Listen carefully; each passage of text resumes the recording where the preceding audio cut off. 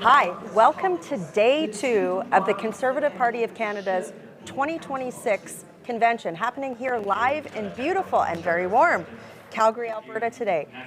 Joining me to break down what's happening, we're going to give you an update on all of the action that's been happening today, what we're talking about, some of the energy in the room, are two people that I love that are very near and dear to my heart, and I think very near and dear to a lot of people who are watching this live stream about our movement this afternoon. So of course we've got Deputy Leader Melissa Lantsman, Deputy Leader of the Conservative Party of Canada, as well as Member of Parliament for Thornhill, and then Claire Rattay, who is the Member of the Legislative Assembly for British Columbia for the riding of Skeena. So, okay, behind us here today, we've got the Constitution session. So for those of you who are watching, and you might have never been to a Conservative convention before, this is what's happening today. We have thousands of delegates here today. Melissa, I think it's the best attended convention in history, right? It's massive, both outside the room and inside. Yeah, so there's just thousands of people here in Calgary today, and what we're doing is we're debating policies and constitutional amendments that have been proposed by our membership through a process that I think has taken months, right? I know your riding association was very much engaged in this, right? Very much. Well, Michelle and I just sat here for a little while. I spoke to one of the resolutions that I happen to be passionate about, but this is like the engine that makes the party go round and round. Yep. Like these are grassroots members. We're a member-driven organization, and this is where like the sausage is made. So changes to our constitutions, changes to different policies from a party perspective, and these are all the people that knock doors and stuff envelopes and have been with us on the ground well before I ran, and will be there, well after in the new crop of MPs. I bet you we have MPs sitting in the room right now. 100%. Now, Claire, I'm going to throw to you in a second just to talk about how discussions like this can change public policy on an issue that's close to your heart. But I think it's important for people to know why there's 2 days of convention. So today what's happening is that there's, I think, dozens of resolutions. They're being discussed in 4 different theme areas. And so in order for something to pass and actually be part of our party's policy declaration or our constitution, it has to get through, it's a 2-step process. It has to get through the breakout sessions today, and then again there'll be another meeting in this room tomorrow where all delegates attend that actually vote on the top-ranked proposal. So I know that sounds really technical, but I think it's important to show that this is a very iterative process. It involves people from around across the country. It's not just one person. One person can put forward a proposal, but the party engages everybody from coast to coast. Now, the other thing that this process does is over the years, I've found that this is where new ideas come from that are really good. And Claire, there's an issue that you've been working on for years, mental health and addiction. And I think this is your 3rd convention, 4th? This is where the topic of decriminalization first came up, right? Yeah, absolutely. And I think that these conventions are really important. These policy discussions are really important because it does help to it helps people that are interested understand how these issues get moved forward, how to develop good policy, how to debate good policy, how to convince others that your policy ideas are good. And the first convention that I ever attended, it was just a really good experience for me to learn more about that. It's helped me immensely in my work now as an MLA to better understand that. I know we talked about that before, and you kind of feel the same way that you've gone through that. And we do have a couple of policy proposals that are coming forward today and tomorrow around decriminalization and a lot of the ideological, harm reduction measures that many of the governments in this country have put forward. So those are certainly ones I'm really passionate about. I think there's a lot of good ones that are coming forward over the next 2 days, but certainly that's the one that I'm most passionate about. Yeah, just remember, if you're watching this at home, before the about any of this, the policy around the craziness around providing taxpayer-funded, drugs under the guise of safe supply even started. Claire was like on the front lines of you that. Were. So that's where those are where this conversation starts. When everybody is calling you crazy and names for saying absolutely normal things that should be the way that this country functions, there's somebody that kind of starts that wave. And on this conversation, And we are so grateful to you as a party. We're so grateful to you as Canadians who feel and see the pain of all of those who are struggling in the grips of addiction, and all of those families that are affected. And just know that that's your voice. That you started this. Thank you. Yeah, I mean, I think it's important, like you said, when people are calling you crazy or calling you names, that's when you kind of realize that as long as this is a normal thing you're talking about, you're on to something that they don't want you to talk about. And now it's gotten to the point where it is normal to say, that we don't agree with decriminalization, we don't agree with open drug use on the streets and things like that. But a few years ago, that was, I call it weaponized compassion. It's people trying to tell us about that. compassion against you and tell you that, you're a heartless person. You don't care about people because you oppose a policy or a strategy that is actually harming people, but they masquerade it as being compassionate.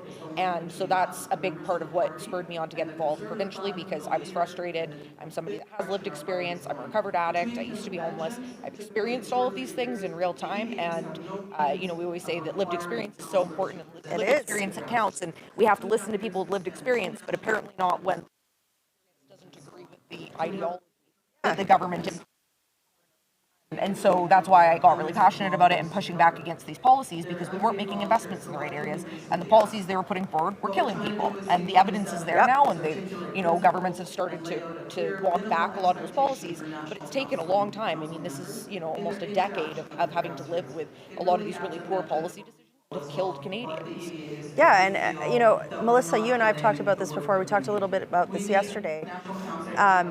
Another example of this is our federal party leader, Pierre Poilievre. He was in a similar situation. He put out a video. It was a couple of years ago. Yes. You guys can look this up if you go far back into the feed. It's when he, just after he became leader, he was in Vancouver, and I remember this so vividly.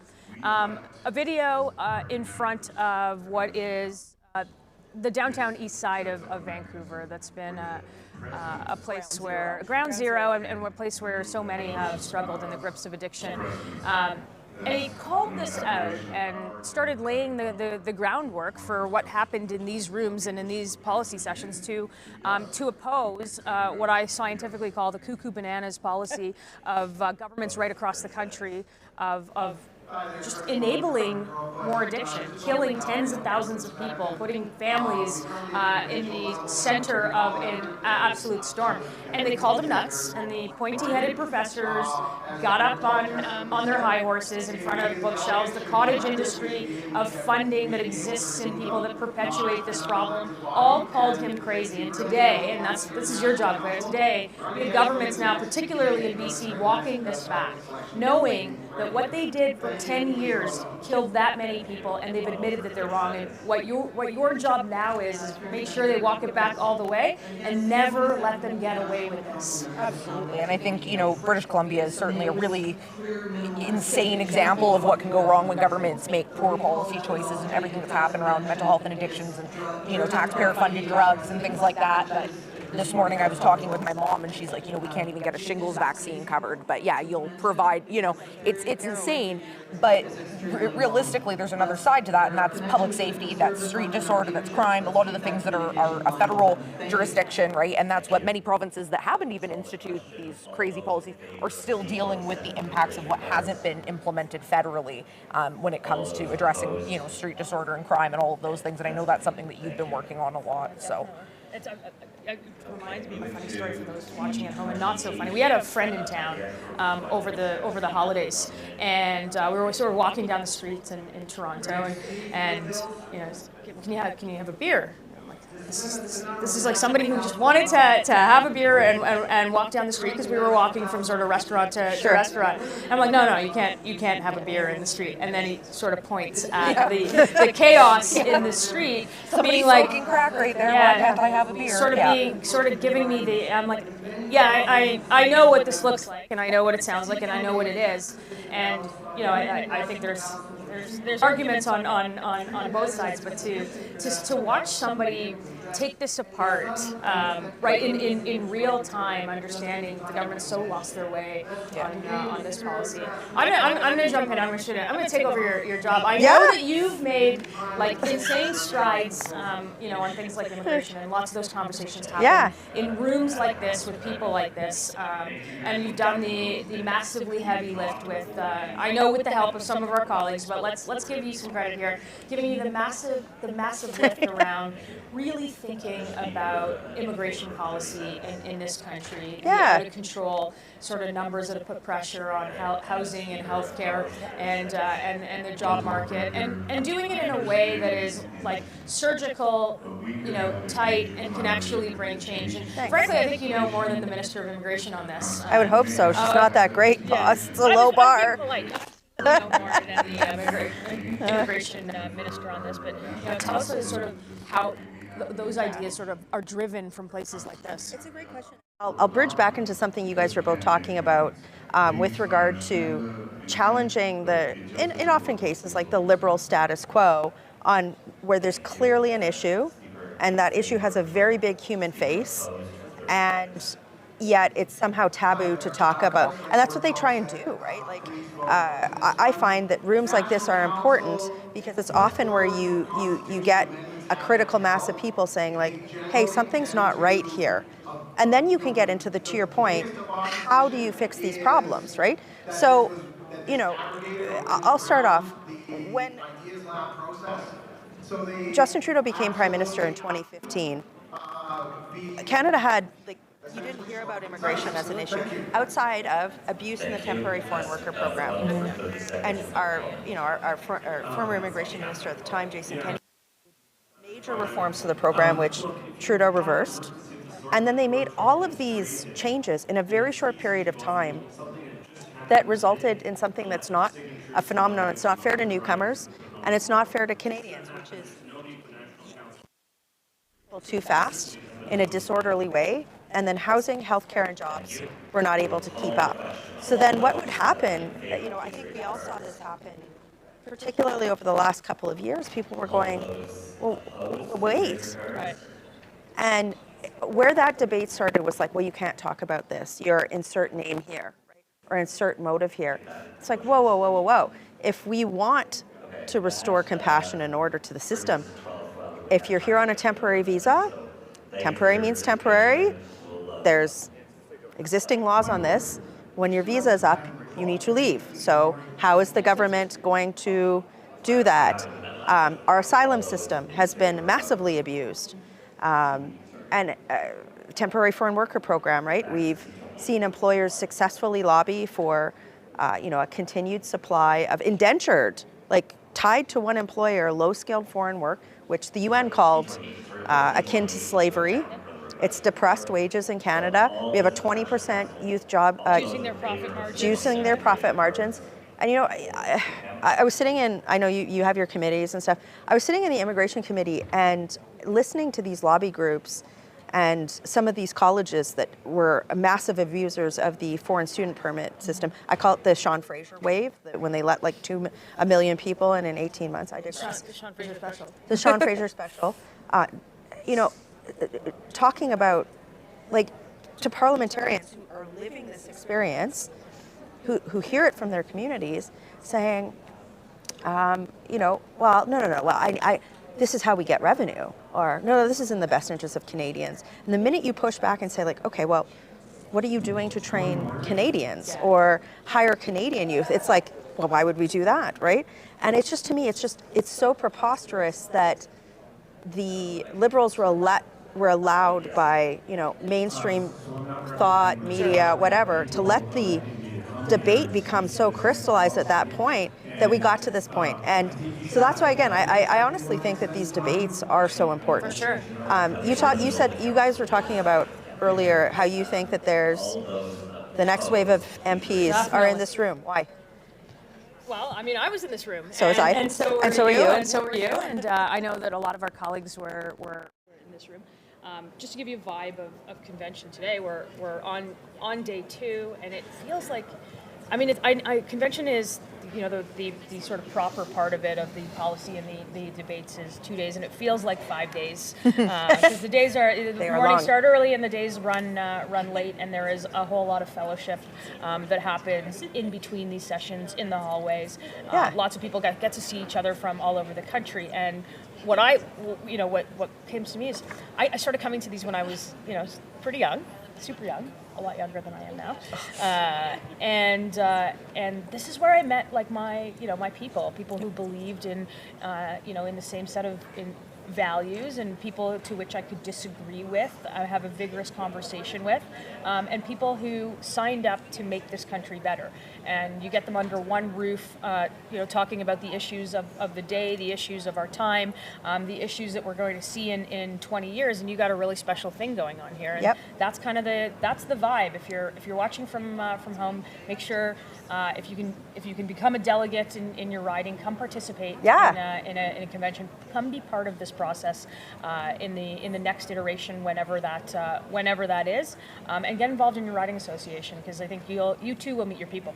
And that was kind of your path too, right? I mean, you just decided to get involved. Yeah, I mean, my path originated mostly with sending you a message on Twitter. That's pretty good. That you very kindly responded to. True story. But I was always really passionate about it. I was always interested in politics. I had been on city council and I wanted to get more involved. And so I started getting involved with my riding association. I reached out to you, and you were a great mentor and helped me so much. And then I started going to conventions and learning a lot, and absolutely, like you said, finding your people, I think sometimes it can be a bit alienating, especially for younger people, to feel comfortable to talk about their political views. It's been so demonized and vilified to be a conservative, right? So not today. Not anymore. And that's the thing, is we're changing that, right? And that's so important. And I remember in high school, saying those things, and people were not very kind about it. My peers were not very kind about it. And so coming to conventions like this and meeting other people that are your people, whether they're the same age, younger, older, it doesn't matter, any part of the country, urban, rural, like finding people that you have so much in common with because you just morally agree with them, right? And people are so accepting. I've always struggled with that, like feeling like a bit of an outsider in a lot of circles because of the way I look and all of those things, but never we love you. Never here though, and that's the thing, right? Is like I've never, when I was a city councilor, I remember going to conventions that we have like UBCM, which is Union of British Columbia Municipalities, FCM, which is the federal one, and all of the municipalities coming together, and the amount of nasty comments that I would get from people at those conventions about the way I looked, the way I dressed, my tattoos, those sorts of things, but never here. Never once at one of these conventions have I ever felt uncomfortable or like an outsider. We're the people of living that live. And that's so important, right? To show other people, like you have a place here, and there are people that you can see yourself represented in politics. And none of us none of us are, the term I like to use is Nepo babies politically. We don't come from a family named Trudeau, and we don't come from a background of massive international pre-baked contacts. But I think that the result that we had federally in the last election, and that you had provincially in BC as well too, shows that there are just millions of Canadians who don't feel included in the the dogma, the sort of unegalitarian rhetoric of the Liberal Party or leftist parties, and they're excluded from those parties because those parties, to me, do not value diversity of thought. And I do think that the fact that we've got a young room, we've got a lot more people, and a younger voter coalition as well too is important. And let's talk about the voter coalition, because it reflects who's in this room. 2.5 million more votes, 8 million people voted Conservative in the last election. Many of those people, new Canadians, young Canadians, working class Canadians. This is sort of revolutionized what the Conservative Party is, what it looks like. And I've always been of the mind, because it probably don't, we don't all look the same. So. I wish it was the sort of the I don't care, mind your own business party. I don't really care where you're from, what color you are, what language you speak, when you got here, who you're married to. There is a place for you in this party, and there's a place for you in this discussion. And you don't always get your way, but you always get your say in the Conservative Party, and you can't say that about any other political party in this country. It's true. And in fact, when you look at where some of the other political parties are going, they put restrictions around how you can speak, how you can debate. This is not a convention thing per se, but we know that the Liberal Party is for their caucus meetings. So MPs will get together once a week when the House of Commons sits. You do that. We do it daily. You do it daily in the Liberal Party, for their federal caucus, they actually have to apply to speak. Yeah. Wow. Which is that's wild to me. Yeah. Like Not democratic. No, and so I Imagine do. you had to do that in your house. Jeff, if my husband's watching this, he's probably like, Melissa, I kind of do. Actually, I kind of watching, do, You're yeah. welcome. No, seriously though, I think what you said there too, like you don't always get your way, but you get your say. I think one of the things that are important about conventions like this too is, like, again, we all cut our teeth at conventions because you learn how to debate, right? And I know, like, I've been at conservative conventions where we've had very like spicy debates. Yeah, no doubt. Family fights are the best fight. Family, and they're the hardest fights. They're the hardest fights. You have those, for those of you who are thinking about, running, and we all decided to do that, but there is oftentimes a tough nomination in front of you, and this is kind of where you figure out, the who's who in the zoo, like who's going to help you out. You can get good advice from people who have done it before you, and that's the best thing about this party. I still have, mentors in this party that were around in the earliest iterations on, in the east side of this country, to ones under Prime Minister Harper, where I had the opportunity to work, and then I get advice from people who just joined the party or a year ago would have never imagined voting conservative, and sometimes the best advice is the people that are completely removed from this, and under this roof we got it all here. Yeah, but I mean, and just furthering that point, as legislators, we have to take I have close to 120,000 people that I represent from North Central Calgary, and yeah, they don't all agree with something, but I have to learn skills. I had to learn skills on how to critically think, how to say, okay, this person thinks this group thinks this. Is there a consensus position? And if not, what position makes the most sense for the biggest number of people for the long term? Are there any downstream impacts? And the only way that you learn how to critically think is by having spicy debates, by challenging dogma. And I think that's what you see here today, and it's why conservatives don't shy away from that. But it's funny because it's like what frustrates me is watching, for example, the Parliamentary Press Gallery in Ottawa somehow make it seem like spicy debate is bad. I mean, how do you affect change, or how do you evaluate whether or not you're in an policies echo chamber? Yeah. Yes. Well, that's their goal, and we've talked about this a little bit, but they're, the goal, I think, of the Liberal Party, the government of the day, the special interest groups, the chattering classes, whatever you want to call them. Their job is to divide us, so we're fighting each other instead of fighting Liberals, and pointing out the last decade of failed policies that have just left people out high and dry. Like, that's the goal. So never forget that. I don't think you get unvarnished coverage of sort of what's going on. You get the horse race stories, and we'll talk a little bit about what's going to happen tonight. Do you want to start getting into that? Yeah. Well, we got so we're gonna. I mean, I think people are breaking for lunch, because I heard a lot of people get louder and louder in their interventions on Constitution, which is oftentimes a spicy conversation. Yeah. But it also means that people are hungry. So I think a few people are having lunch now, and we're going to come back tonight also to the speech from Pierre Poilievre, our leader. It's going to be a landmark speech. I had to stay in Calgary this week to prepare for this big party that we're hosting. Yeah, we're doing that too.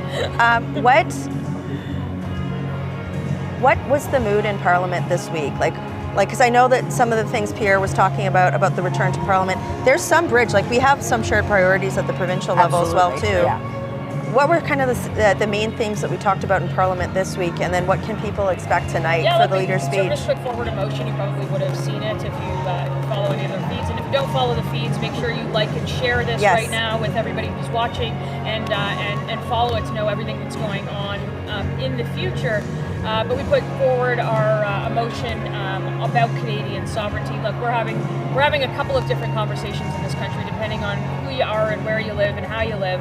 And I think for us, making sure that we are fighting for those who can have affordable food and affordable home and affordable life here in Canada, where they can work hard and get ahead and live in the way that, you know, the promise of this country.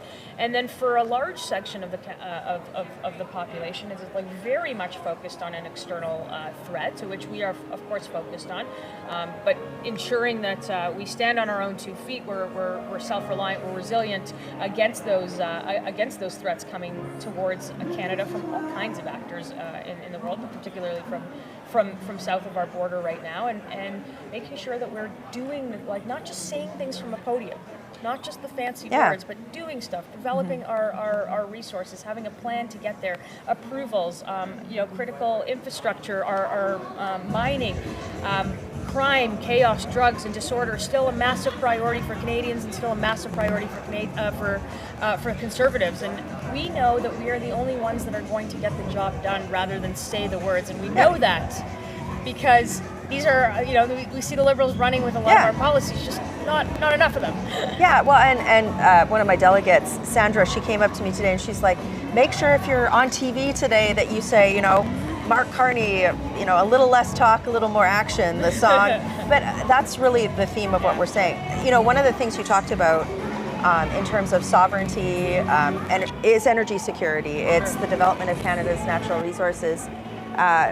Claire, you live the energy conversation. Yes, In your riding. So, yeah. Do you want to, like, for people who have never been to your part of Canada, do you want to talk a little bit and set the stage on? Sure, yeah. I mean, so I live in Kitimat, which is up in northern British Columbia, and so it's also the site of the LNG Canada facility, which is the largest private sector investment in Canadian history, as well as the Rio Tinto aluminum smelter, which was at its time also the largest private sector investment in Canadian history. And Kitimat's a community that most people have never even heard of. But the energy sector is incredibly important for us. We are, you know, a community that was founded on industry, and it's a really important conversation that a lot of times we feel left out of. Right. And so when we were going through the processes of trying to get LNG Canada started, you know, I was on city council at the time, and many people that worked very hard on that even before that time, and this was something that was in the works for, you know, over a decade.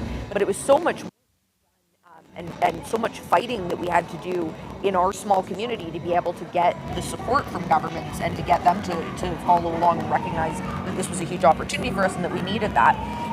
And I think in general, when we look at the way that our natural resources have been mismanaged in this country and in my province, and you know, it's incredibly frustrating. Forestry is another one. I mean, that's a huge industry that Canada was founded on and British Columbia was founded on, and one of the other communities that I represent, Terrace, has basically collapsed because forestry has collapsed. It's become like the sacrificial lamb of leftist governments, in my opinion. So, you know, these conversations are important, and it's important to include the communities that are the most impacted by them, and we often feel left out of those conversations. And, you know, Claire's fighting the good fight at the provincial level in British Columbia, living in these communities.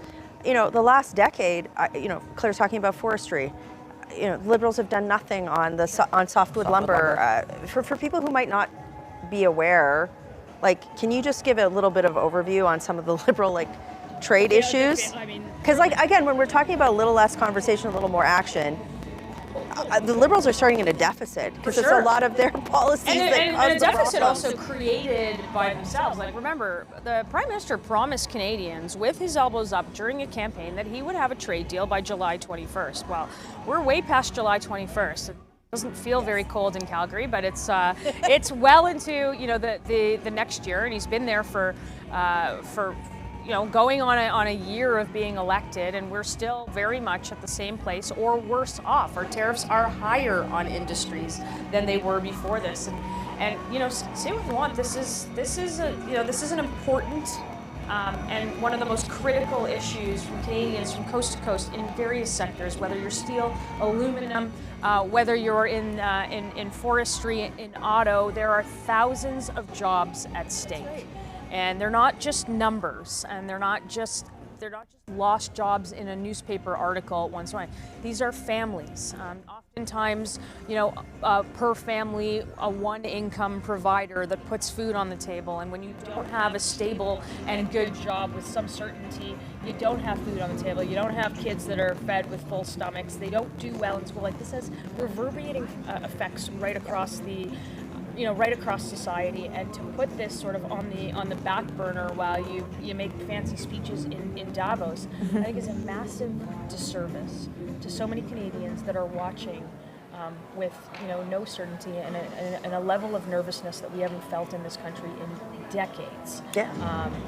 Being like, what are you doing, man? Like, do the things that you're going to say that you're going to do from the podium, or get off the podium. Well, and the reason why I wanted to butt in there was this is the experience I had during the last federal election last year. I know we've talked about, you heard similar things on the door in your provincial, like people can't eat, they can't afford groceries right now. And so, they're door knocking in the last federal election, and even today, like my inbox, it's all about grocery prices. It's about rent.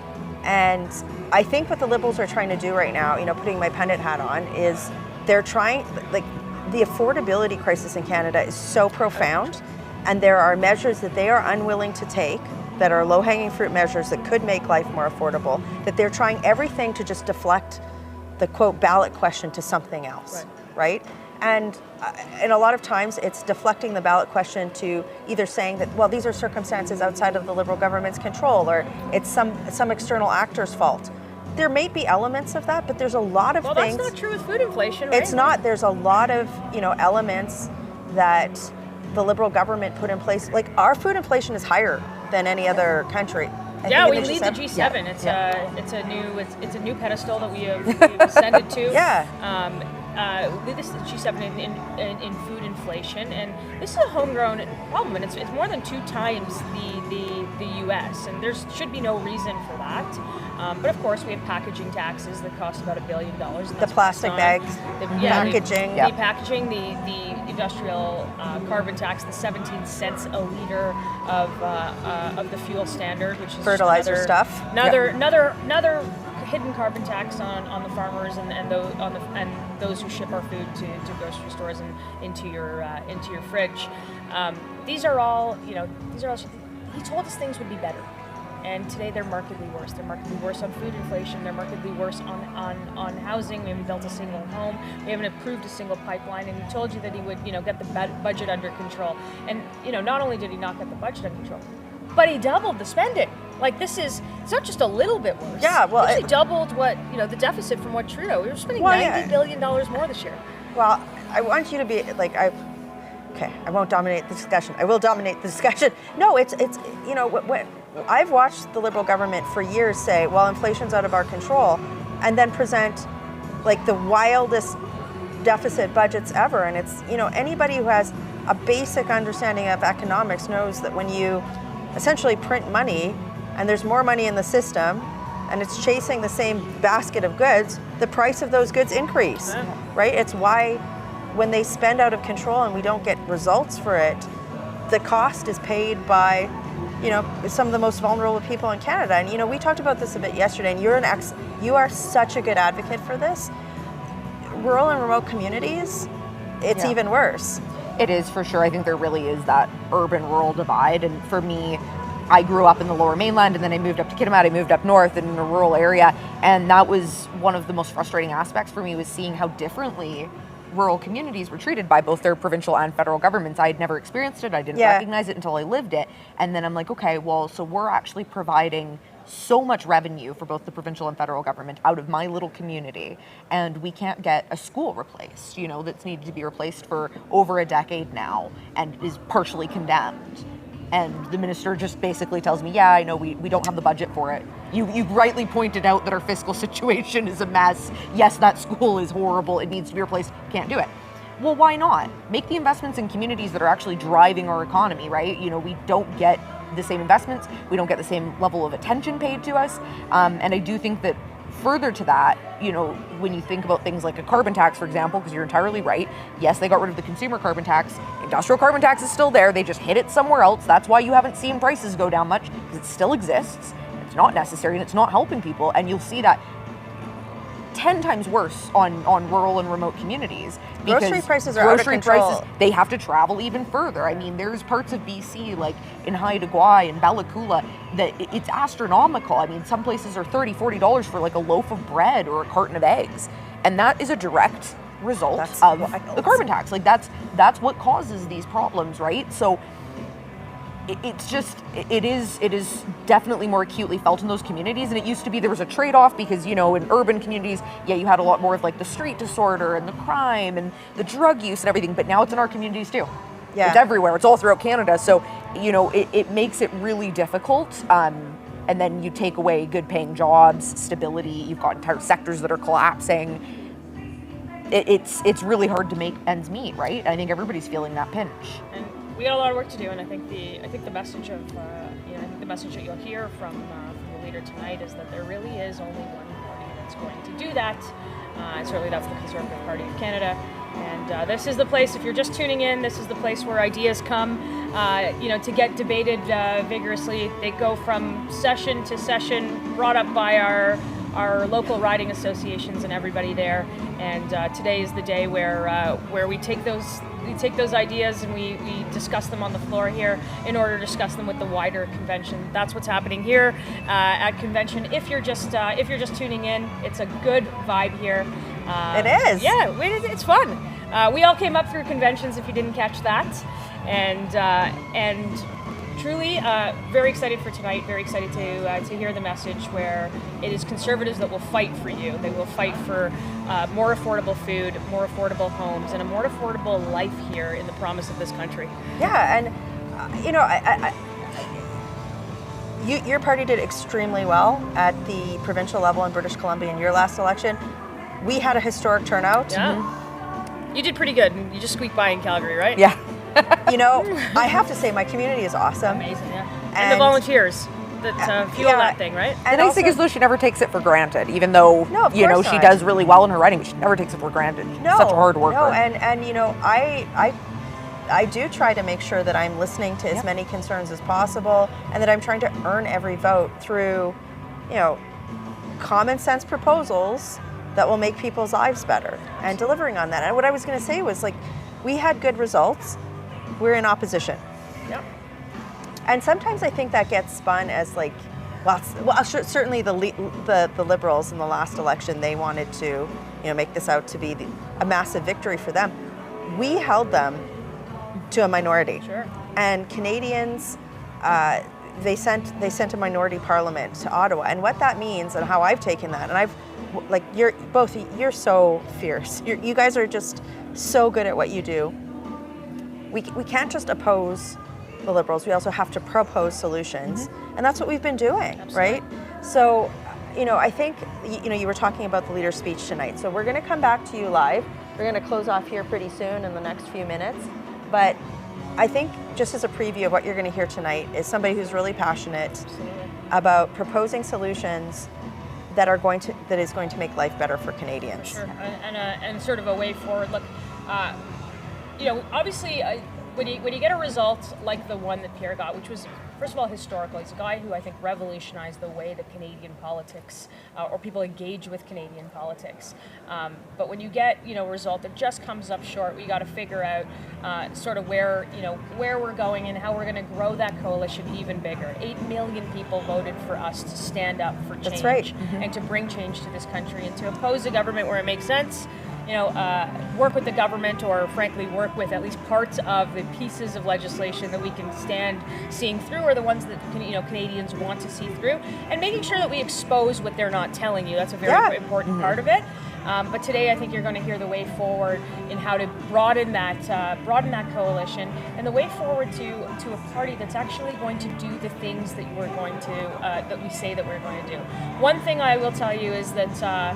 Throughout this entire process and over the course of the last number of years where we've had Pierre as the leader, he was right. He was right on the carbon tax, because guess what? Mark Carney stole the idea. He was right on a number of ideas. We just don't think that the government's going far enough, and we don't think the government's doing anything at all. Or fast enough. Or fast enough. Right? Again, we've been beating the drum on crime for... crime, addiction, energy, all of the issues. Cost of living. The cost of living. Yeah. All of the issues that matter so much to our communities. And I am looking forward to that speech, too. So we'll tune into tonight. Yeah. So folks, let's just do a recap and what's coming up next. So this afternoon here in Calgary, there will be more debate about policy, constitution, very busy delegate schedule. And then later this evening, of course, our leader, Pierre Poilievre, leader of the Federal Conservative Party, is going to give a landmark speech to the assembled delegates here. Thousands of people, looking forward to that very much. We are going to be live streaming here again this afternoon, more Conservative special guests, as a lead up to that speech, to give you perspectives from people across the country who, you know, you might not see on the mainstream media every day, but are voices that are fighting for you. And I think that's what we want to leave everybody with here. This is like an energized movement who wants to fight for Canadians, right? Because we came up through the ranks of everyday Canadians, and now our responsibility is to fight for them, and that's what we're going to do. Sure. Should we go get some lunch? Yeah, Michelle's got you covered for this entire thing. Like and share this, and make sure you tune in for all of her amazing coverage on the Conservative Party of Canada's channel. And I'm going to go and try to vote early during early voting, and I'm going to vote yes to Pierre Poilievre. Already did. Me too. Working hard for you. Have a great day.